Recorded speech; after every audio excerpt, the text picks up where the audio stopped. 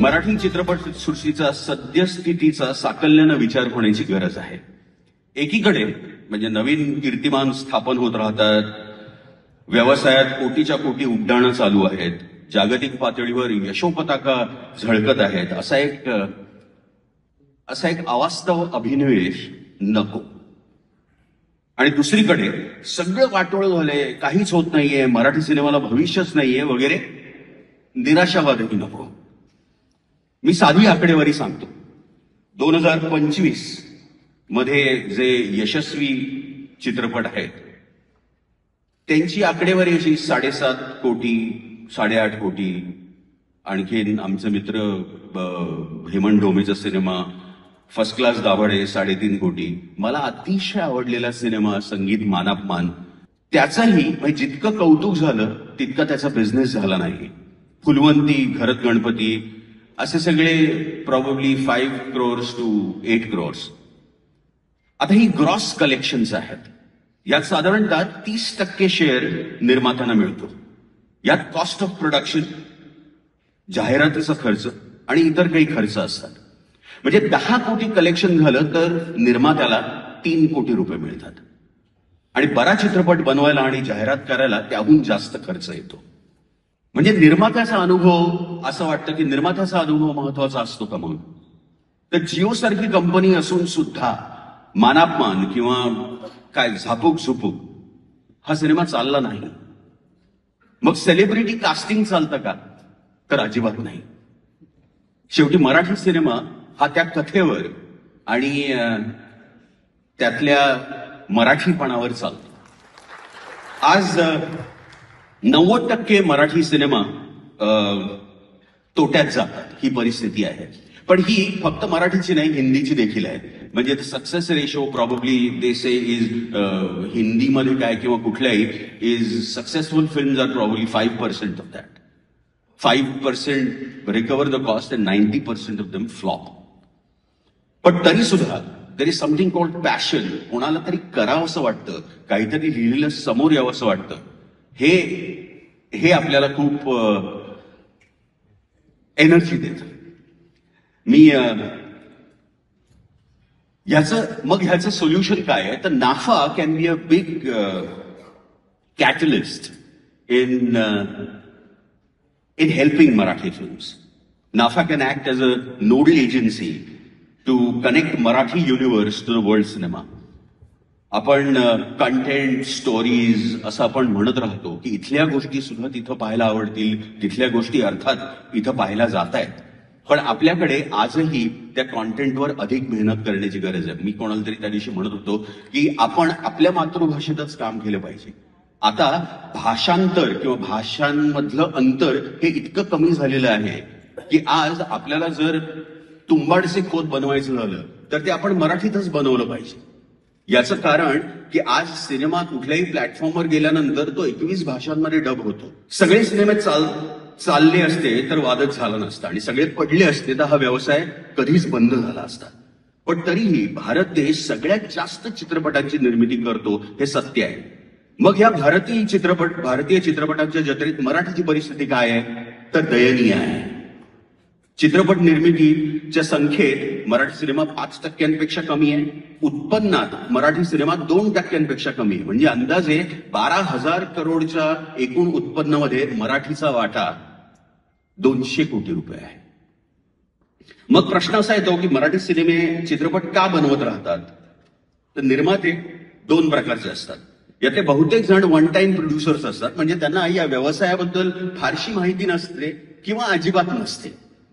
त्यांना मराठी चित्रपट खूप नफा कमावतात असं चुकीचं चित्र दाखवलं जातं. शिवाय ग्लॅमरचं आकर्षण असतं ते वेगळंच. दुसरीकडे असे काही निर्माते असतात जे भाबडे असतात. ते आपल्या जमिनी विकतात किंवा उच्च व्याज दरानं कर्ज घेतात आणि त्या आशेनं चित्रपट चालेल आणि त्यांचे पैसे परत मिळतील या आशेवर राहतात. पण दोन्ही प्रकारात 90% निर्मात्यांना चित्रपटाचा व्यवसाय कळतच नाही. त्यांना चुकीचं मार्गदर्शन करणारे त्यांच्या मनात सॅटेलाइट डील, सरकारी सबसिडी, तर चित्रपटाला इतके पैसे मिळतील अशा चुकीच्या कल्पना भरवल्या जातात. चित्रपट बनवण्यासाठी पैसे खर्च होतात आणि प्रसिद्धी आणि जाहिरात करण्यासाठी सुद्धा, आणि रिलीजसाठी मग पैसेच राहत नाहीत. या सगळ्यामुळे नवीन आणि भोळे निर्माते फसतात आणि त्यांचे पैसे गमावतात. महाराष्ट्रात एक दुसरा प्रॉब्लेम आहे की आपल्याला स्क्रीन्स मिळत नाहीत, कारण ते मर्यादित आहेत. आठवड्याला जर 3-4 चित्रपट येत असतील तर त्या चित्रपटांना एकतर स्क्रीन्स कमी मिळतात किंवा शोजची वेळ चुकीची मिळते. प्रेक्षक थिएटरमध्ये जात नाहीत, घरबसल्या टीव्हीवर आणि OTT किंवा रील्स बघत राहतात. ही आणि अशी अनेक कारणं मराठी सिनेमाच्या अपयशासाठी जबाबदार आहेत. आपल्याकडे मराठी सिनेमांबद्दल प्रत्येक OTT प्लॅटफॉर्मवरती एक उदासीनता आहे.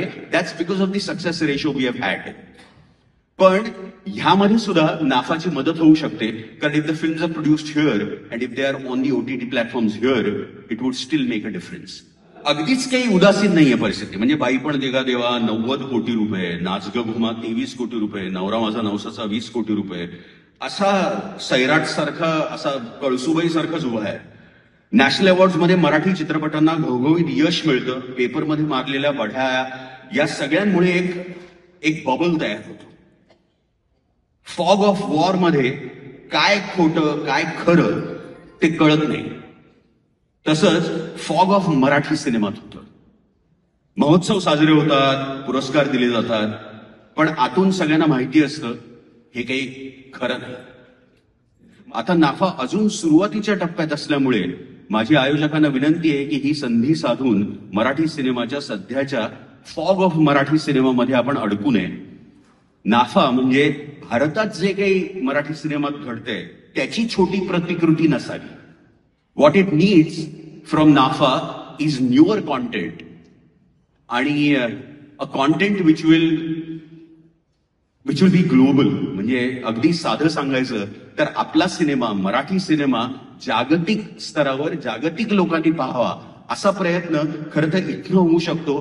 कारण इथे आपण ज्याला काय हल्ली, what generation is this, gen Z. या जेन झींना हे अधिक चांगलं कळतं.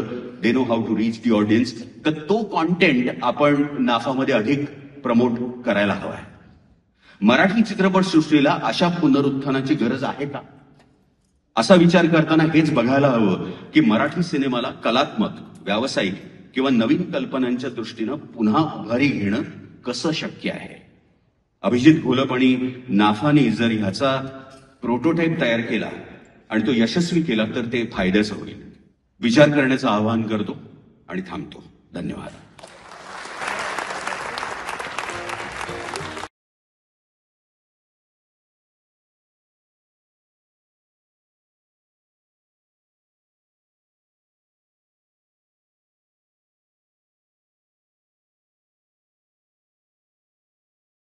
मराठी चित्रपट जर का ऍव्हरेज 3-3.5 कोटीला आता जर का बनत असेल तर साधारणपणे 1 ते 1.5 कोटी रुपये हा लोकांपर्यंत पोहोचवण्यासाठी त्याचा खर्च असतो. म्हणजे त्या गोष्टीसाठी वेगळी एक्सपर्टीज लागते. त्यामध्ये वितरण आलं, एक्झिबिशन आलं, डिस्ट्रीब्युशन एक्झिबिशन आलं, त्याचप्रमाणे ऍडव्हर्टायझिंग अँड पब्लिसिटी आली, मीडिया प्लॅनिंग आलं, या सगळ्या गोष्टी होऊन मीडिया बाईंग आलं, टायअप्स आले, बार्टर टायअप्स आले, अशा अनेक गोष्टी करायला लागतात ज्यासाठी तुम्हाला सोर्स लागतो, तुम्हाला मार्केटमधला रिस्पेक्ट लागतो आणि अर्थात तुम्हाला अनुभव लागतो. ह्या सगळ्या गोष्टी असल्यामुळे तुम्ही मग एखादा चित्रपट प्रेझेंट करू शकता.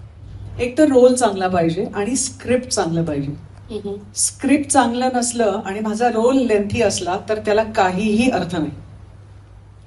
स्क्रिप्ट उत्तम लिहिलेलं नसेल, पटकथेत माझा रोल चपखल बसत नसेल तर तो रोल कधीही लोकांच्या लक्षात राहणार नाही. पण इतक्याशाच लेंथची भूमिका आणि अतिउत्तम स्क्रीन प्ले असेल तर त्यातली इतकीशी भूमिका सुद्धा, म्हणजे त्या अंगठीच्या खड्याला कोंदण असणं आवश्यक आहे.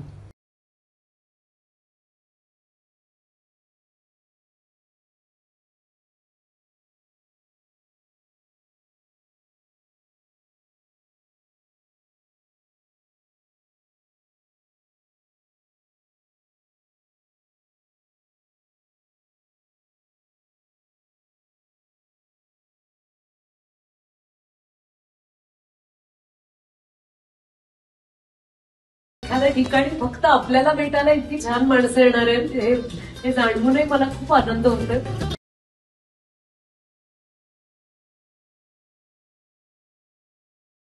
मला नाफात आल्यापासून असं वाटतच नाही की मी अमेरिकेत आहे. मला असं वाटतं की मी ऍक्च्युली मुंबईवरून निघालो, 16 तासाचा प्रवास केला आणि परत पुण्यात आलो. मराठी माणसं, इतके मराठी चेहरे साता समुद्र पार दिसणं अत्यंत भाग्याचं आहे, अत्यंत कौतुकाचं आहे.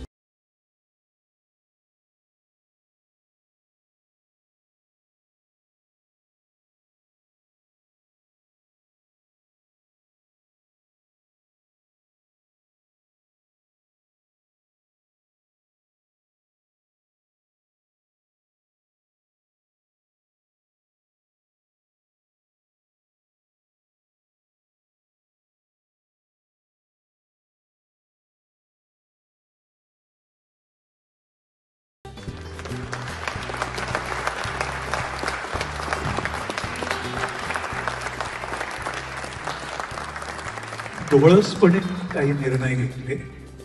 एक साधं कारण असं होतं की एखादी गोष्ट आपल्याला जमते आणि आपल्याला जमलेली गोष्ट लोकांना खूप आवडते. हे कळल्यानंतर माझा त्यातला रस जातो जवळजवळ की ओके, हे मला जमतं बुवा, चांगलं आहे, पण मग आपण काहीतरी वेगळं करून बघूया. अशी मला नेहमी काहीतरी नवीन शोधायची आणि आपल्याला हे जमतं का हे शोधायची एक खोड आजही आहे. त्यानुसार मला असं वाटलं की एक आपल्याकडे नायक म्हटल्यानंतर तो सर्व गुण संपन्न असायला पाहिजे असतो. बरोबर. तर तसा नसलेला, धडपडणारा, अडखळणारा, चक्क त्याची चप्पल तुटू शकते असं वाटणारा आणि त्याच्यात सुद्धा आणखी वेगळ्या ग्रे शेड्स असलेली पात्र ही शोधायला मला जास्त रस होता आणि ते मी करत केलं. मी अँग्री यंग मॅन कधीच नव्हतो. म्हणजे 30 लोकांना एका हाती लोढवण्याचं कसब माझ्याकडे नव्हतं. मी ही मॅन सुद्धा नव्हतो धर्मेंद्र सारखा की 6 पॅक्स दाखवायचे, छाती भरदार छाती दाखवायची, हेही माझ्याकडे नव्हतं. मी रोमॅन्टिक हिरो राजेश खन्नाही नव्हतो. म्हणजे त्याच्यातला गोडवा, त्याच्यातला सगळंच हेही माझ्याकडे नव्हतं. एवढंच काय तर आपल्या पदलालीत त्यांनी नायिकेला भुरळ घालेल असा जितेंद्रही मी नव्हतो. म्हणजे नन्नाचा पाढा लावत माझ्याकडे काहीच नाही असा मी होतो. आणि कदाचित त्यामुळेच लोकांना मी आवडलो की आपल्याकडे काहीच नसलेला पण सच्चा असा माणूस लोकांना कुठेतरी जवळचा वाटला. आणि सर्वसाधारणपणे लार्जर दॅन लाईफ सिनेमा जो बनत असतो त्याच्यामध्ये बसमधून प्रवास करणारा आणि लोकलमधून प्रवास करणारा हा माझ्यामुळे लोकांना दिसला आणि तो खूप आपला वाटला, जवळचा वाटला.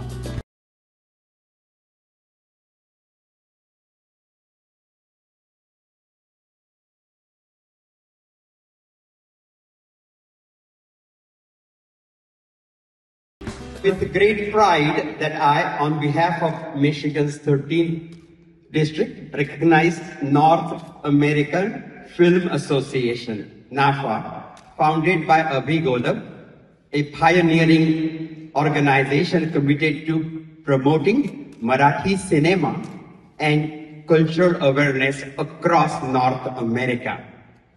NAFA has built a platform that celebrates Maharashtra's rich cinematic legacy by showcasing Marathi films to diverse audiences, fostering cultural dialogue and bridging communities through the universal language of storytelling.